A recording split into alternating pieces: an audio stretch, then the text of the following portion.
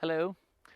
So we are here in Cruzille, in the southern part of Burgundy, in the Mâconnais, and this is one of the biggest projects we had in the village for and the Domaine, which was recreating a vineyard who disappeared after the phylloxera, so 100 years ago, or maybe a bit more, and that was completely recovered by the forest.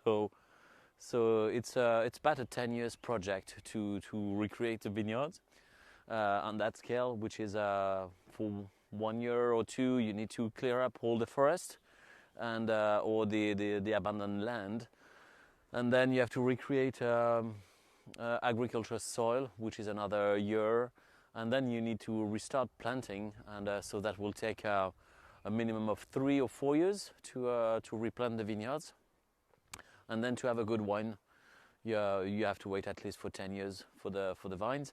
So it's let's say we are planting it for our children more than for us, and but it's actually fascinating to see all those walls, all that agriculture, how it was planted, how we are doing it, because things change dramatically in 100 years. And first of all, the phylloxera, the way it was planted, everything here was planting with very high density but ungrafted plant, and so they were talking 25-40,000 plant per hectares, and we are planting with 10,000 with the grafting. We are much more productive now with the roots. We are and the grafting, and so we need less plant per hectares for the soil. The soil here is very poor, as you can see. We have a lot of stones. It's very dry in the summer, very hot, and there is not enough water, and less, sadly. And so we have to adapt that, and also the fact that everything was they were working here with hoeing, not even horse plowing.